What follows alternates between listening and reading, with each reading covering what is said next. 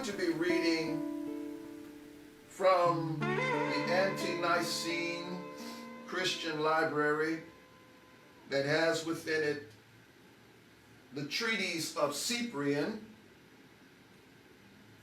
I'm continuing to look at some aspects of what Cyprian wrote in regards to statements that he was making against the Jews. And this particular reading that I'm going to share with us today has to do with a statement that was made in a larger writing that he had produced, but this is the detailed portion of it. What Cyprian did was he wrote a number of statements against the Jews, and these particular statements were points that were made in order to show differences between Judaism and Christianity. And after making these statements, he then began to elaborate on each point by using scripture to support his statement. And the statement that I want to look at here, I want to look at two statements that he made. And it is statement number 9 and statement number 10, where Cyprian makes a statement with regard to the ceasing of the Torah. When I say ceasing, that means the termination of the Torah. And also the second statement, statement number 10, he makes has to do with a new law being given. So in these two statements, what Cyprian is doing is presenting the idea that the Torah of Moshe has been terminated and a new law has come on the scene.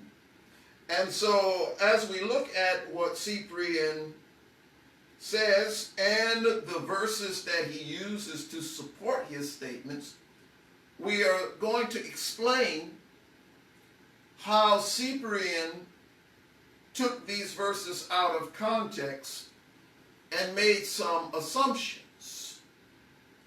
And for those who are not familiar with looking at the scripture in its context and keeping it within the framework of the time in which it was written and the cultural context of the history in which it was written, if you don't keep scripture in that particular light, then you basically can do whatever you want with it.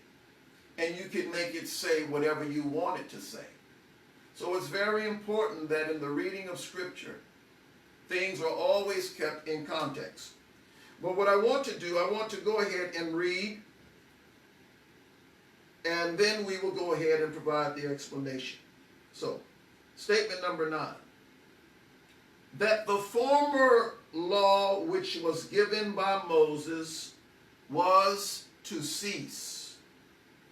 In Isaiah, then shall they be manifest who seal the law, that they may not learn, and he shall say, I wait upon the Lord, who turneth away his face from the house of Jacob, and I shall trust in him.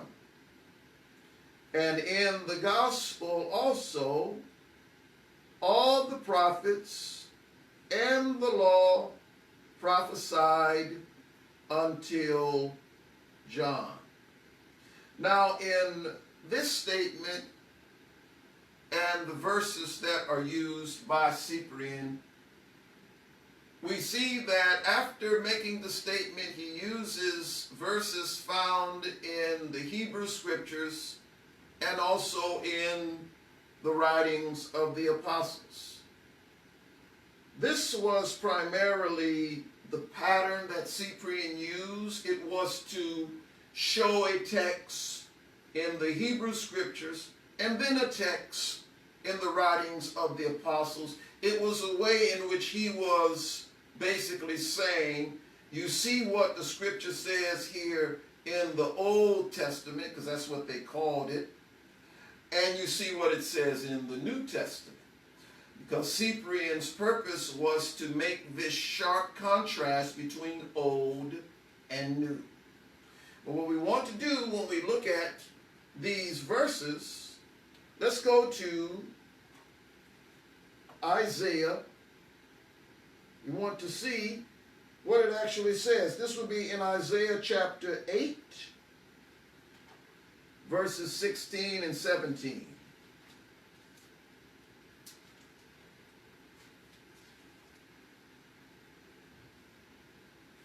In Isaiah chapter 8, verses 16 and 17,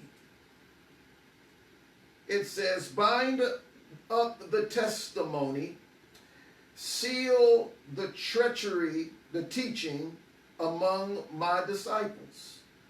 I will wait for Yahuwah, who is hiding his face from the house of Jacob, and I will hope in him.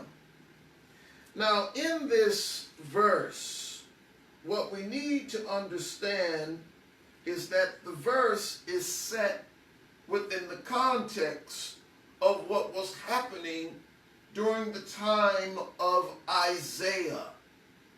This was a time period when the northern kingdom had gone into apostasy. They were worshiping other Elohim, and the truth of Scripture was not being brought forth. So this is not a statement that is made to say that the Torah was going to cease. That's not what it's saying at all.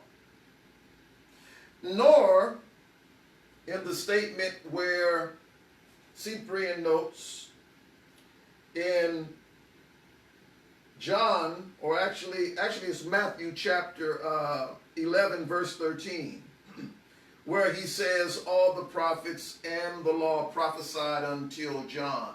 That particular verse is couched right in between information that Messiah is discussing about John the Baptist. If you go read in Matthew chapter 11, and you read some of the verses before verse 13 and some of the verses after verse 13, the Messiah is speaking with regard to the role of John the Baptist, his role as bringing in the message of the kingdom. And in the verse immediately preceding verse 13, Messiah speaks with regard to John, and he says that from the time of John, the kingdom of heaven suffered violence, and the violent take it by force. And then he says that the prophets and the Torah prophesied until John, to make a statement that the message of the prophets and the Torah had brought the message of Elohim up to that point in time where John now was introducing the message of the kingdom of Elohim. But this was not saying at all that the Torah of Moses was to cease. See, the statement that Cyprian made here is that the law of Moses would cease or come to its end. But what Yahshua said was that the prophets and the Torah all prophesied until John. Well, you know, there were more prophets. You know there were more prophets before Moses came on the scene. You know there was Enoch. Enoch was a prophet. Did you know that? In Messiah's day, they used the book of Enoch just as well. So the Torah, the writings of Moshe, was not the only thing that was available. But when we look at certain scriptures here, what Cyprian was doing was using proof text to support his statement. Now let's go to statement number 10, where it says that a new law was to be given. In Micah, it says, "For the law shall go forth out of Zion, and the word of Yahuwah from Jerusalem. And he shall judge among many peoples, and he shall subdue and uncover strong nations." Also in Isaiah, "For from Zion shall go forth the law," or the Torah, "and the word of Yahuwah from Jerusalem. And he shall judge among the nations." Likewise, in the Gospel, according to Matthew, "And behold, a voice out of the cloud saying, This is my beloved Son, in whom I am well pleased. Hear ye him." So these verses were used by Cyprian to somehow support his statement that a new law was to be given.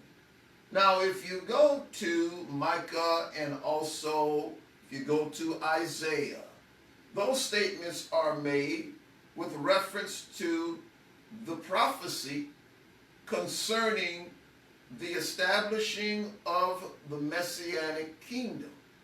And that during that age, it says that the Torah, ha-Torah, shall go forth from Zion. There is no place in those verses where it says that there would be a new Torah. If you read in the book of Micah or Micah, or if you read in the book of Yeshayahu, Isaiah, and you keep it in the context, as it talks about Torah, you never see anything mentioned about there being a new Torah. You do not see it.